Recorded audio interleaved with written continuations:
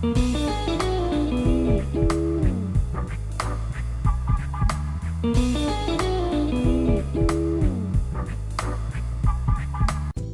it going there, everybody? It's Mr. Zen over here bringing you guys a brand new One Piece chapter discussion. And for today's segment, guys, we're going to be talking about is chapter 855. And honestly, folks, this chapter has been the funniest chapter out of Whole Cake Island itself, guys. I personally laughed so many times throughout this chapter that I thought that Brook really was the main character out of everybody in this whole chapter itself. Brook was just getting so many wins, so many laughs that I thought, man, Brook, we underestimated Brook in this chapter or in this whole arc itself, that Brook really took the spotlight throughout this whole time. And honestly, it's so sad that Brook doesn't get that development and exposition that he rightfully deserves, because there's so much going on in the Whole Cake Island arc that there's just not enough time to put Brook in there. But this chapter justified that. Personally, I felt it justified Brook's importance in this arc itself. I have to say, we got to give a round of applause to Brook itself, man. Oh man, chapter was intensely funny as heck. Now, the chapter did begin with from the previous chapter back in chapter 854, where Sanji started heading towards Luffy, and of course Bobbin was trying to eat a piece of Luffy's lunchbox. And of course, Sanji kicks Bobbin right against the wall, and of course, Sanji leaves. Now, the chapter picks up right there, and then from right there, you literally see Bobbin get up, and of course, he has that little, you could say, like his personality quirk of some sort, or his head is constantly moving, kind of like a bobblehead. And for Bobbin, it seems that we finally got introduced with his Devil Fruit ability, as it seems that his Devil Fruit ability might have to do with something with sleep, or snoring, or something that infuses people to actually just knock out. I don't think it's Haki itself that he was infusing, because if it was Haki, I don't know, like it would have felt different. Like personally, like the art style would have been different instead of just circles going all around. Because if I remember correctly, when it's Haki itself, it feels more as if it's forced on a person instead of just a person just relaxedly falling asleep or knocking out. That's what I personally feel like when it's Haki itself. So Bobbin's Devil Fruit ability might have been introduced yet, but so far we don't know. I'm personally going with a theory of mine, the snore, because most of the time Devil Fruit abilities, they don't really necessarily go with the type of element that they're associated with. They sometimes have like some kind of a weird element, kind of like Akioji's Chill fruit.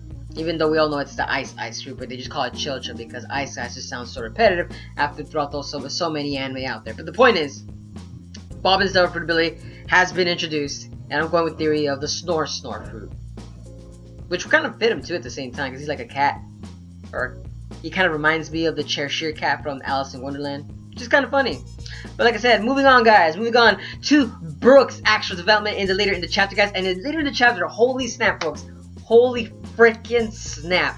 I personally was dying. Okay, it seems that people are, let's say it was, I believe it was Carrot, Chopper, Nami, Jinbei, Brule, the little trolley guy, and I believe that's about it, that were in the middle world, and they were seeing that Brook was sleeping with Big Mom.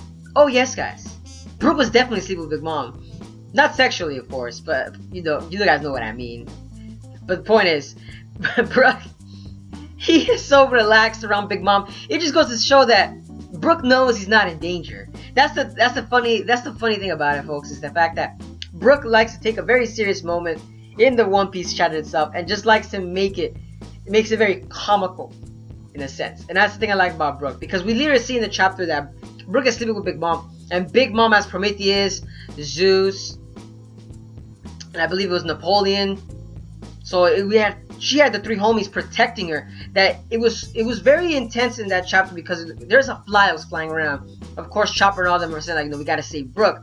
Oh my god. So they see a fly, and you literally see in the chapter Prometheus, Zeus, and freaking Napoleon just attack that single fly that was in the bedroom itself. And we also got to see what Napoleon's powers may be. It seems that it's a sword in a hat.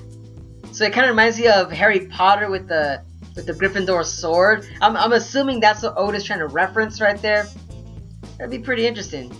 But the point is, throughout the chapter, we literally see that, of course, that Brook, Nami, and all of them, they all were trying to think about a device to actually save Brook himself. And Brook is just, relaxing around, just being nonchalant, sleeping with Big Mom. He doesn't know what the heck is going on, and the whole One Piece crew right there. They're just thinking about how are we gonna get him out. So here's the thing that made it so hilarious. Every single one of them single-handedly tried to go rescue Brook himself.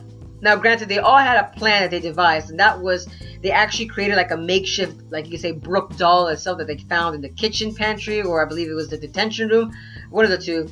And they literally had to go up to Big Mom in her bedroom, and they had to literally try to at least like exchange it, kind of like you could say, a national treasure kind of skit going around there. But the point is, you're moving on. Chopper goes first. He's sneakily going through there, and the minute he's inside, he sneezes. Yes, folks, he sneezes. I died because I'm just like, what the heck, Chopper, you're so cautiously all the time. How did you mess up? So he scurries back because of course Prometheus, Zeus, and Napoleon attack whatever flies around in there. And the fly pun is apparently going on through the gag throughout the chapter because of the fact that the Straw Hat crew, they're literally seen as a fly in Big Mom's eyes. That's why they're kind of being said, which I thought that was very, very symbolic in a sense right there. That Big Mom doesn't really necessarily see these people as a threat. That's why her guard really isn't as up as it really needs to be in like the Gurma 66, where her guard needs to be up whenever she's around the Gurma 66, because these people are more dangerous than what they appear. It's very interesting to see how Big Mom actually treats you could say, respected people around her. You could say that. But the point is, moving on, we then see, of course, Pedro tries it. Pedro fails as if Big Mom is just shifting it around, so Pedro couldn't even get close. Carrot tries. Carrot got the closest, but then of course you can say the snoring bubble got in the way, and so she had to run, and it popped. So then I believe it was Zeus was like unconsciously trying to attack Carrot while she was running back to the mirror. And of course, then we got Nami. Nami's the one that actually succeeded, but she succeeded by pure accident due to the fact that because she actually was the one able to wake up Brook. Brook was the one that actually screamed out loud and woke Big Mom up. That was so freaking hilarious because Brook was scared of the makeshift doll that he saw. And it's hilarious because, he's seen everything already. How could he be scared? He fought Big Mom. Nothing scarier than fighting a Yonko, and yet Brook got scared witlessly. That I personally thought, like I said, that whole entire bedroom scene was just freaking hilarious. Oh my god. And I'm loving the fact that the characters' reactions that were involved in the chapter itself, that involved all of them just scared witless, that they had that dramatic pose, or they're just wondering like, how are we gonna get Brook out of this situation? I personally thought like Oda did a wonderful job to lighten the mood for the whole Cake Island arc in this chapter itself, folks. Like I said, oh man, beautiful. But moving on, guys, moving on. They actually succeed in saving Brook, but when Tsunami stepped in, and we actually see that Brook actually got the poneglyphs, the rubbing of the poneglyphs, and Brule and the little trolley guy, they actually were kind of shocked that Brook actually got it, and apparently it seems that now they got one of their missions succeeded. Now all I have to do is to save Sanji, which means that the arc itself, like I said, is actually speeding up the process. So that means that the wedding should be at least a couple chapters away. So we're kind of getting closer and closer to seeing Luffy actually fight Big Mom, or at least escaping Whole Cake Island in general. And it's funny because a lot of the One Piece theories out there were saying that they're going to use the mirror world in a sense to escape Big Mom's. And it's making sense now. It really is. They really are going to use the mirror world because they've been using it now to traverse throughout the whole entire Whole Cake Island arc, that without Big Mom's you could say noticeable, because all the homies around, all the, you could say, her pawn soldiers, everything that's all around there. She cannot. There's no way of getting out of it. There's no way. So the mirror world itself is justified in this chapter itself. But like I said, moving on, guys, we then get to see Luffy and Sanji finally get to meet at the end of this final, you could say, the last arc of this chapter. And it's funny because you literally see Luffy drawn in a very, very detailed panel. It looks something off of like Attack on Titan, that when I was looking at this, like, Jesus Christ, his face was just dry, his legs all not bandaged up, I'm sorry, just bruised up, hand on the stomach, sound effects saying growl at the top. You're here looking at this chapter, and you're like, my God, Luffy, you haven't had food for about what, like 3 days, I believe. They've been at the island for about, I believe, about like 3 or 2 days. They haven't been there for that long. Because if I remember, Luffy fought Commander Cracker for about, I think it was 18 hours or more. I forgot the exact number, but I know for sure it was actually a pretty good while. I know that for sure. But Jesus Christ, that's the thing about it. The Sanji actually finally caught up to Luffy, and it's funny because I've noticed that Oda likes to use a lot of symbolism involved in his chapters, and it showcased Sanji running towards Luffy, and while he was running towards him through town, a dog was trying to eat the lunchbox, and that was really symbolic because if I remember correctly, when Sanji was actually running towards to see his mother, a dog actually tried to take a bite out of his lunchbox. It's very symbolic, like seeing it's showcasing how important Luffy is to Sanji, or Sanji is to Luffy, both etc. But like I said, very interesting to see how the chapter is going, and I can't wait for the next chapter itself, because it seems that Bobbin is going to be another villain, and it seems that Bobbin himself could be a potential character that could overthrow the wedding itself, if there is going to be a wedding, like I said, because it just seems, I see what Oda's doing. Luffy and Sanji met up, and then Bobbin comes out of nowhere, knocks them both out, and in the next chapter, they're or next couple chapters, they're at the wedding. So the wedding is gonna continue. Like, I guess I see where Oda is going with this now. Interesting.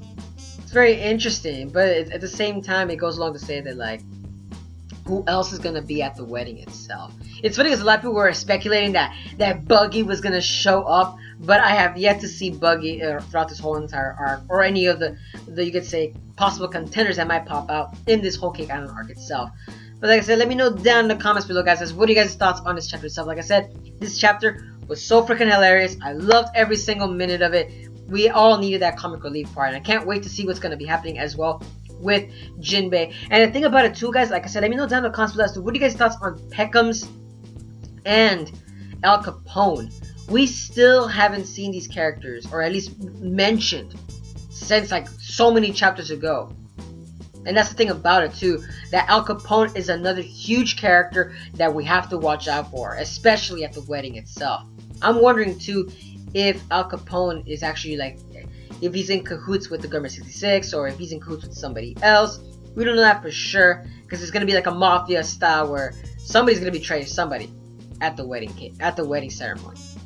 But like I said, let me know down in the comments below, guys. And as always, guys, hope you guys have a wonderful day. And don't forget, guys, if you guys enjoy my content, give it a like, comment, share, and subscribe for more One Piece chapter discussions. And as always, guys, have a wonderful day. But this is Mr. Zen, signing out.